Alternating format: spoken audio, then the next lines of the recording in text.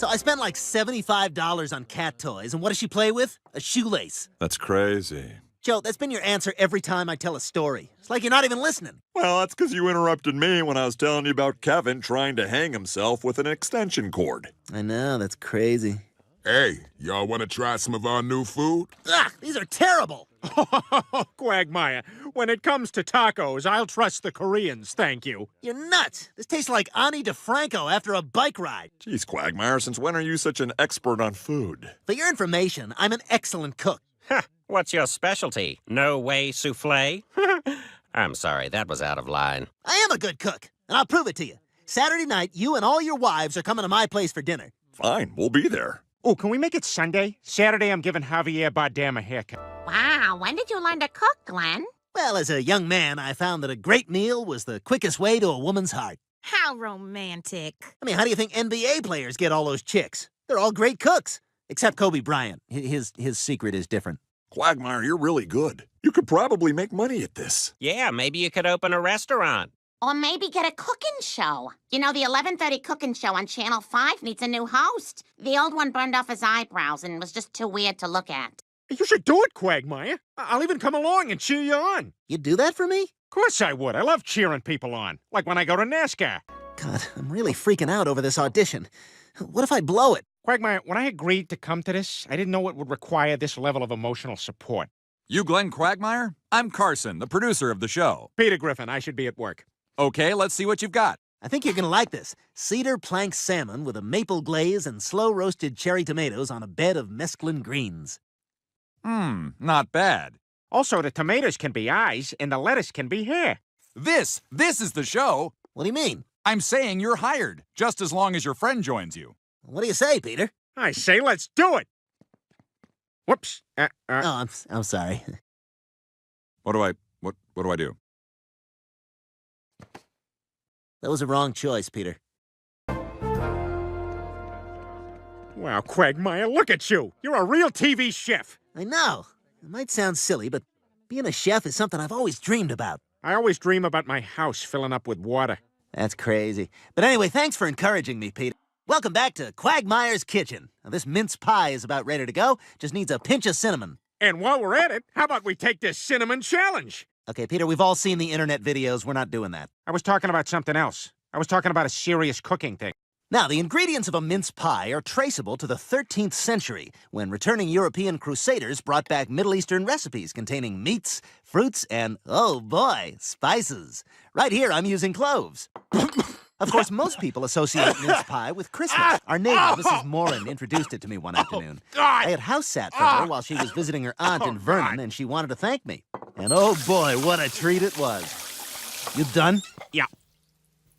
All right, best 2 out of 3, Cinnamon. Okay, today we're putting together duck breast medallions with a port wine reduction. And as I'm walking you through the steps, watch your screen for Junior Chef Peter's pop-up tips.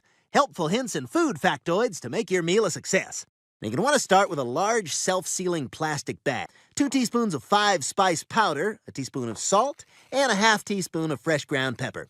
And then you're going to want to add the duck breasts, seal the bag, and refrigerate that for at least 1 hour, or up to 24 hours if you want to prepare this ahead of time. Just make sure you remove the bag from the refrigerator 1 hour before cooking.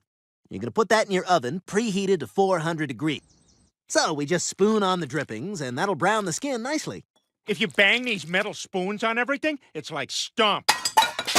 Look at me! I'm huge in 2002! Damn it, Peter, that's it! I can't do this show with you anymore. You're fired! What? You can't fire me. Only Mr. Spacely can fire me. Griffin, you're fired! Okay, that's fair.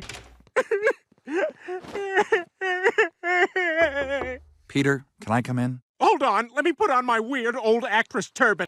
Yes? Listen, I saw what happened, but you should know we at the station would hate to lose you. You're a big hit with the viewers. I will not work with that man again. I'm not asking you to. In fact, we'd like to offer you your own cooking show. Let me consult with my lawyer. Well, Peter, since the DUIs happened so close together, we don't really have much wiggle room here. I suggest you take the jail time and just get it over with. I'll do it. After October 13th. Okay, now we add the diced tomatoes. Just gonna keep going here. I like to drizzle these with a fig balsamic. Damn it, what the hell is going on over there? And that's my famous paella that looks and tastes just like a pizza bagel. It's a pizza bagel. Now, as always, add butter to taste. Mmm, delicious! Butter dunk! Stop the show! What the hell are you doing? You're just pouring melted butter onto frozen foods. You're not a chef. Oh, really? Then why do I already have a restaurant in Orlando's largest indoor water park? This is an insult to anyone who cares about cooking. Either you leave the network or I... Guys, look, I know how we can settle this. A cook-off. Each of you cooks a meal using a secret ingredient. Iron Chef's. Will we be allowed to use calculators? I don't... What? I say bring it on! Fine, a cook-off it is. See you in the kitchen, jerk. I'll see you in hell, loser! Bad day to carpool. Yeah. Okay, Joe, Peter and I are going head-to-head in that cooking competition, and they're letting us each use an assistant. Will you help me out? Okay, but just promise me there's no reading. I'm not a strong reader. What? I'm not illiterate. I'm just slow. What are you talking about? I never tried hard in school because I could always run fast. So you're cool with being my chef helper for the big show? Sure, but I gotta be honest. If it ain't a fish with whiskers, I don't know what to do with it. But if it is? Then sweet sassy molassie. Great, don't talk that way when we're on the show. Taking a stand, you ain't gonna fall. Trying their best to break you, and though they're in your heart, every move is like lightning glory. You can light the dark when they hear your heart. Good afternoon, I'm Tom Tucker, and we have a fantastic cooking competition for you today with two fantastic chefs. Really? You couldn't find another adjective for fantastic? You used fantastic twice? Who wrote this? Erica did. Wait, is that the one I called fat and we can't fire? Yeah. Let's get this contest started! Big whoop, I can do that. Oh my God, Erica! You killed Erica! Fantastic. Let's begin the Channel 5 cook-off. Remember, the winner gets to keep his TV show. And the secret ingredient is... butter. Ah, sweet! No, that's Peter's specialty. Are the balls different from the cubes? God, what do I do? Joe, check if we have shallots. Okay, I can't see anything on the counter, but I'll do my best. Ah, monster brains! Looks like Chef Griffin is preparing a delicious 5-course butter feast. Son of a bitch, I never cook with butter. Joe, grab my recipe book and find a dish where I can substitute olive oil with butter. Joe, come on, hurry! I told you I'm not a strong reader! Damn it, Joe, pull it together! Hey, Quagmire, FYI, I gotta take off in like 10 minutes. I got a clarinet lesson. What? Oh, I can't do this. Look at Quagmire. This was his dream. Time's almost up, Peter. We're gonna win. No, we're not. And in a stunning turn of events, Chef Griffin is eating his entire meal. He'll have nothing to serve. Well, that's it. If Chef Quagmire has prepared a dish of any kind, he wins this competition. Let's see what he has. A warm packet of tartar sauce brought in from somewhere else.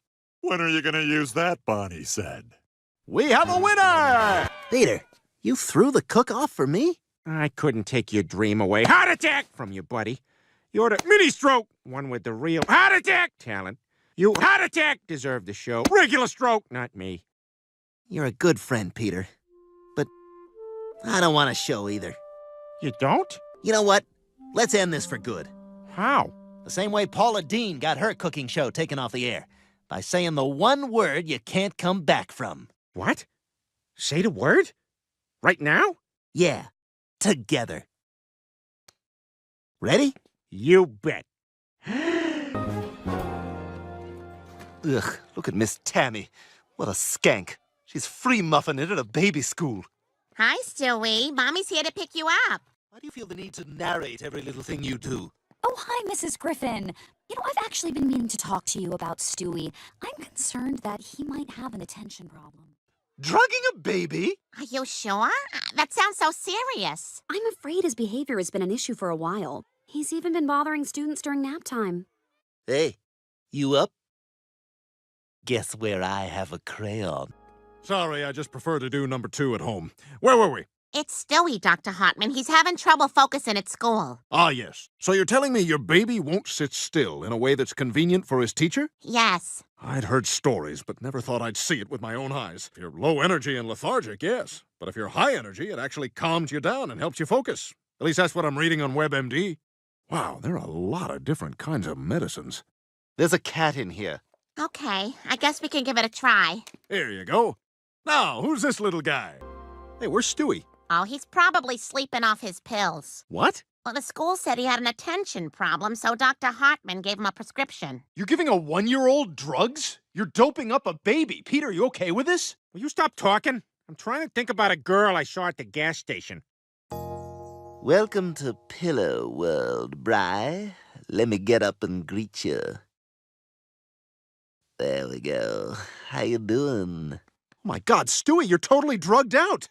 You know something? I've been thinking about how everyone in this family, Brian, does their job. And they do a pretty good job of it. Still on those meds, huh?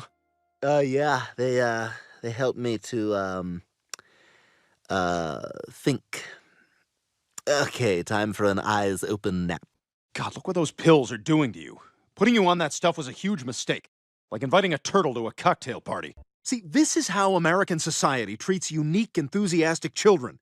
Instead of embracing their mental gifts, their first reaction is to shoot them up with hardcore drugs until they're mindless sheeple. All the better to send off to Kuwait and feed. You know, a lot of kids in my school take ADD pills. They say if you're lazy and unmotivated, it makes you super energized and productive.